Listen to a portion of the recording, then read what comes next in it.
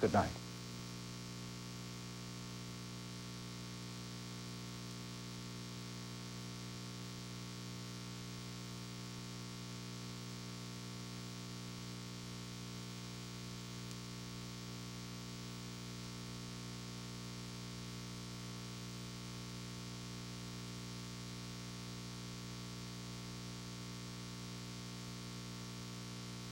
The aviation security bill becomes law. It will not be in effect until well after Thanksgiving and Christmas.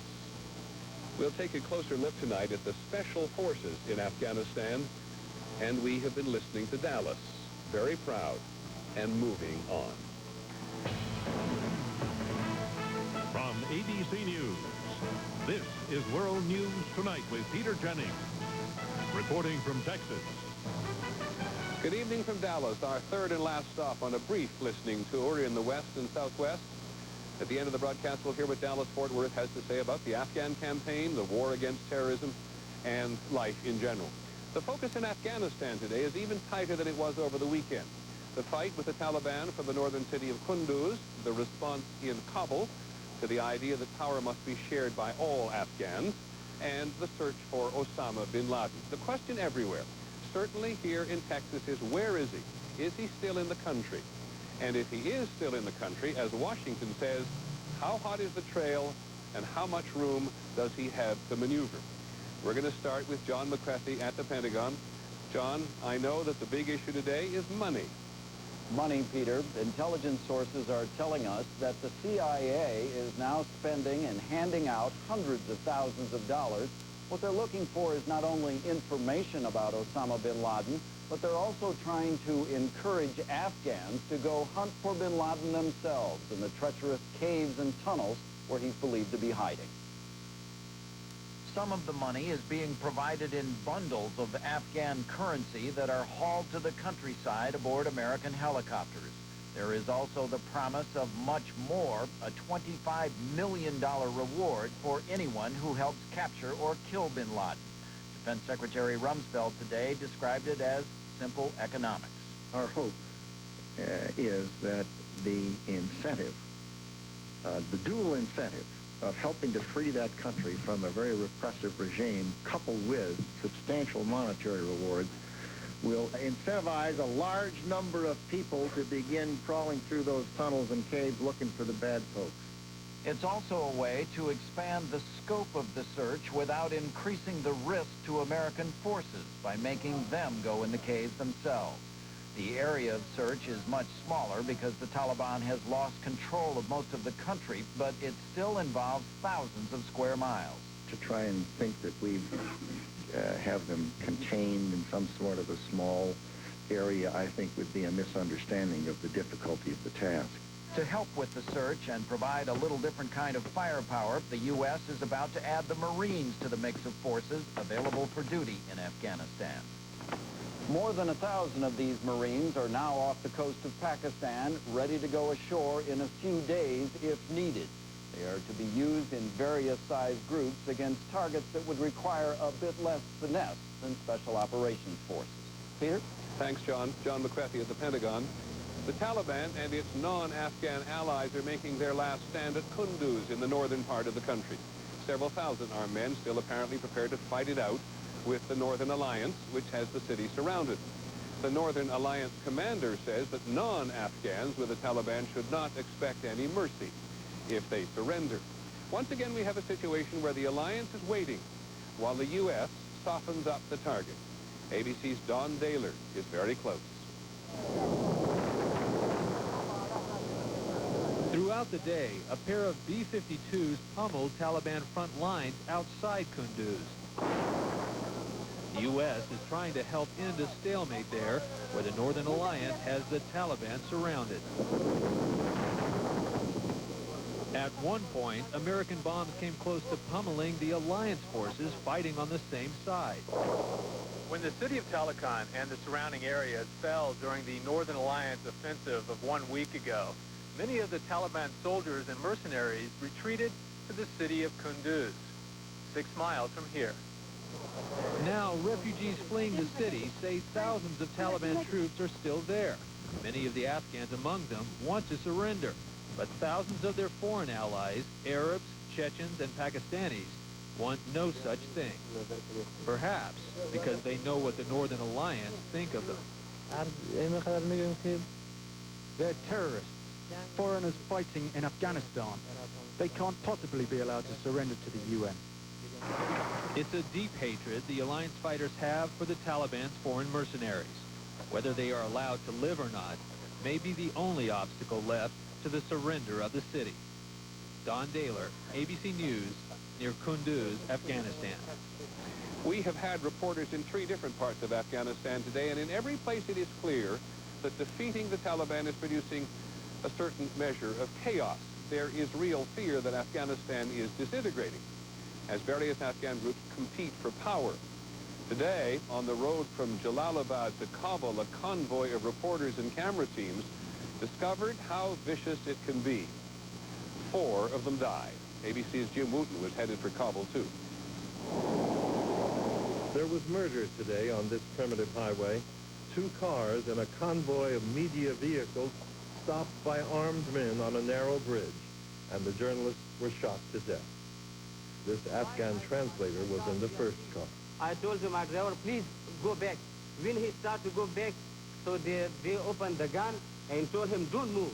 He and his driver were told to leave, as was the driver of the other car, who says the gunman told him to stop helping foreigners and then said nobody can finish the Taliban. Then the journalists were pulled from their cars and murdered. Local militia set out to recover the bodies, but turned back short of the ambush site. Too dangerous, they said. Tomorrow, God willing, perhaps tomorrow. American reporters took an ambulance out the same road, but were turned back as well. We were told it was too dangerous to go in because gunmen were up on the hill shooting at cars as they were coming by. A car carrying Afghans was hit by gunfire later today at the same location. The militia commander, on the right there, said it was not Taliban in either incident. Bandits, he said. Steve. What happened today fits a familiar pattern of lawlessness in a place where guns and violence and war are common ingredients of everyday life. And those 4 journalists were simply the latest victims.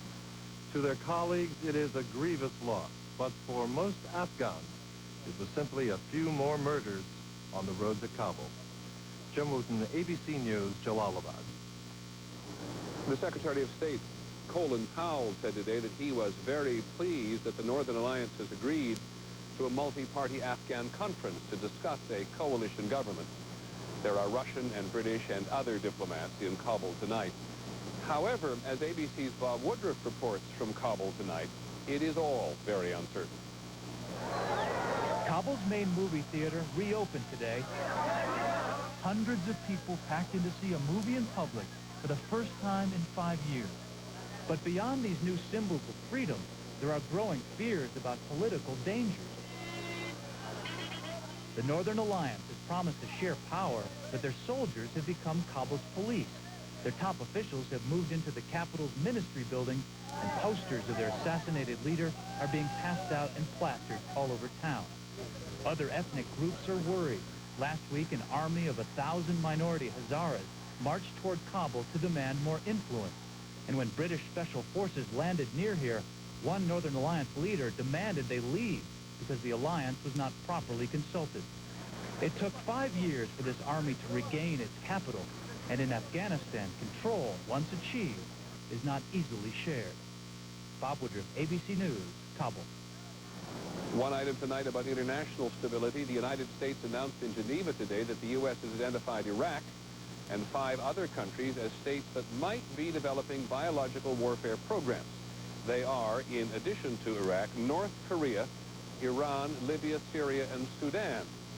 The U.S. will not say if any of these countries have assisted Osama bin Laden. The Secretary of State did remind the country today that there are other challenges in the region. In a Louisville speech today, Mr. Powell said that Israel and the Palestinians must make a greater effort for a peace agreement. He said the Palestinians must arrest and prosecute those who perpetrate terrorism, and he told the Israelis their occupation of Palestinian land had to end. Palestinians said they were generally pleased with what Mr. Powell had to say. Both sides know the United States wants them to get on with it now. Later in the broadcast this evening, we'll take a closer look at the U.S. Special Forces now operating in Afghanistan. And at the end of the broadcast from Dallas, the Texas view of life at the moment. In Washington today, the President signed the Aviation Security Bill. When we continue, ABC's Charlie Gibson will have that story and the rest of today's news.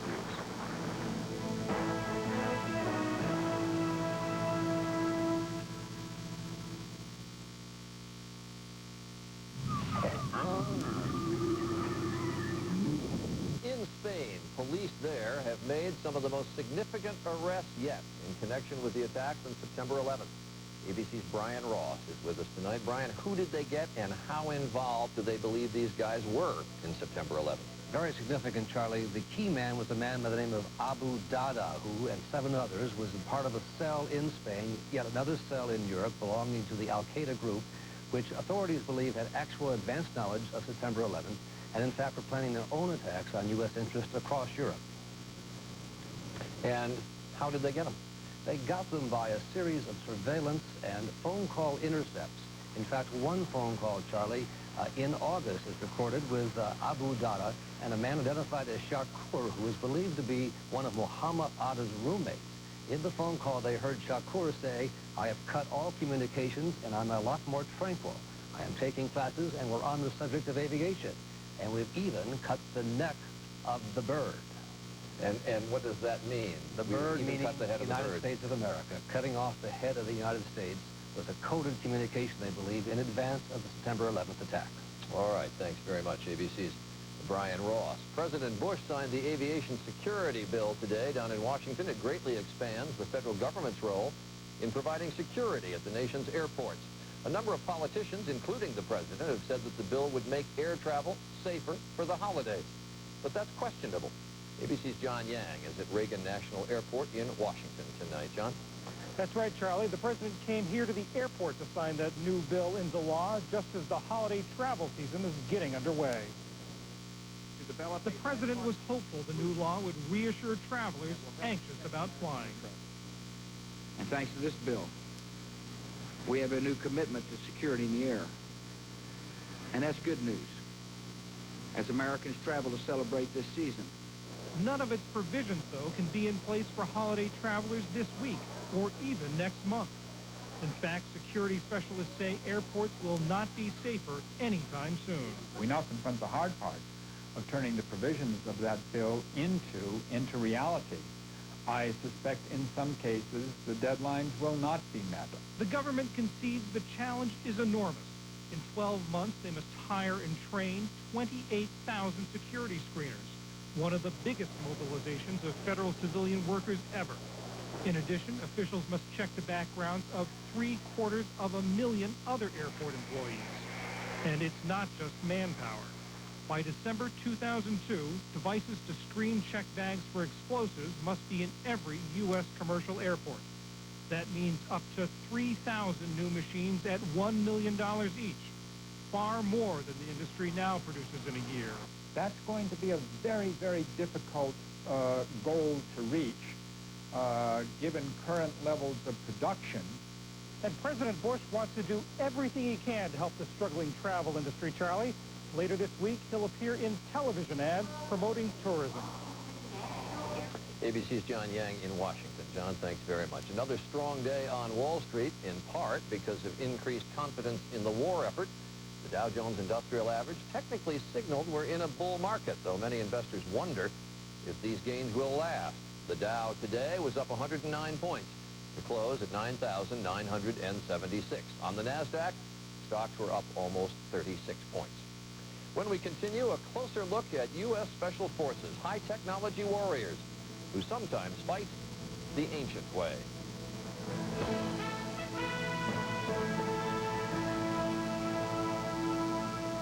We take a closer look tonight at U.S. Special Operations troops in Afghanistan and how they fight.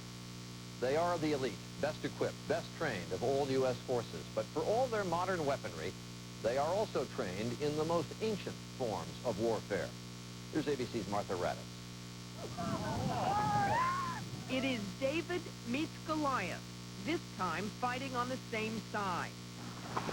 The Northern Alliance, its equipment and transportation straight out of biblical days, on the front lines with U.S. Special Forces, outfitted for a 21st century war. In Special Forces training, not only would a soldier be trained to operate with the highest tech gear, little palm computers and a range of things, but also weapons from 100 years ago. Once classified dispatches shared with ABC News by Deputy Secretary of Defense Paul Wolfowitz give a glimpse of this odd pairing of U.S. Special Forces working with the Northern Alliance deep inside Afghanistan. We have witnessed horse cavalry bounding overwatch from spur to spur to attack Taliban strong points, the last several kilometers under mortar, artillery, and sniper fire. The Mujahideen are doing very well with what they have. They have killed over 125 Taliban while losing only 8. No matter where they operate, U.S. Special Forces are armed with night vision goggles that light up terrain, specially modified laser-guided weapons that fire more than 600 rounds a minute, and perhaps the most important equipment, the satellite communications pack, to call in U.S. airstrikes after helping the pilots zero in on Taliban targets. They mark a target with a laser designator or provide what's called the Global Positioning System coordinates, satellites that provide precision navigation. A recent dispatch from a special operations officer describes a particularly harrowing night in which he says he witnessed heroism under fire by fellow soldiers. In danger of being overrun by Taliban troops, the U.S. soldiers held their ground. Instead of retreating, they called in airstrikes. When I ordered them to call close air support, they did so immediately without flinching, even though they were under fire. There are likely to be more of these encounters as these 21st century forces continue a fight which takes them back in time. Martha Raddatz, ABC News, the Pentagon. And when we return, Peter Jennings, reporting from Dallas after September 11th, where they just want to get back to business. From on the road, another take on life, a very long way from Washington and Ground Zero. Texas, as everyone knows, stretches to the sky and as far as the eye can see. And the events of September 11th are further in the distance now. Not faded from our memories, but we've moved on. We put it behind us and ready to move forward. Move on and move forward. Dallas was lining up to watch the Cowboys play yesterday, and at the tailgate parties, no one was talking about the war against terrorism. Look at all the people here today. They're not thinking about it. Including Mike Weller. Mike's a Dallas native who escaped from the World Trade Center's Marriott Hotel and still carries the room key for luck. People a little more comfortable because it hasn't come here yet. Are you worried at all about terrorism down here? At the stadium today? Anywhere. A little bit, but I think that we're in good hands. The president's approval rating is high in his home state. George Bush so far has done an unbelievable job. Many of us in the media don't get the same high marks. Can you tell me how the mood is in Dallas these days? Nobody likes you. Okay. This man told us our reporting in these days is unpatriotic and cannot help the nation get back to business. Texas wants to be back to business very badly. Kandau owns an upscale restaurant here, and after a brief slowdown in September, business is booming. The people are going out and trying to stimulate the economy. Cattleman Pete Bonds wishes that Americans everywhere would go out to dinner. We seem to be eating more at home. And eating less steak in the country. The price of beef on the hoof has plummeted since 9/11, from 74 cents a pound to about 60 cents. Mr. Bonds has lost $150 a head. Times 10,000 is $1.5 million, isn't it? American Airlines has its headquarters in Dallas-Fort Worth. We all know the airline industry has suffered. American has lost 2,000 jobs here. But there is better news. Lockheed Martin is going to build a new fighter plane in Fort Worth. Fort Worth is hiring and moving on. It is clearly hard for some people.